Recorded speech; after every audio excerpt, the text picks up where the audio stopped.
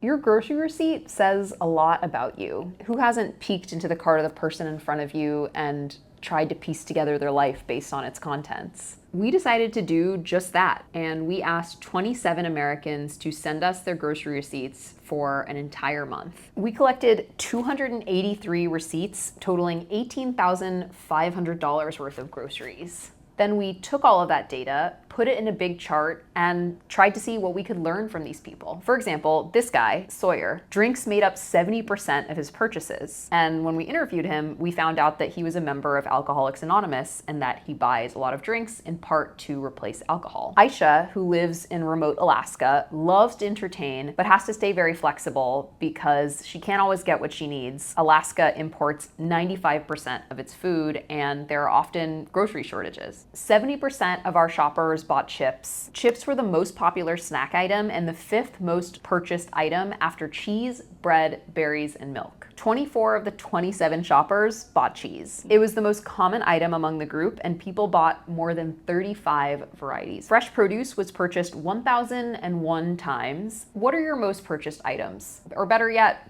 what might a stranger think if they peeked into your shopping cart?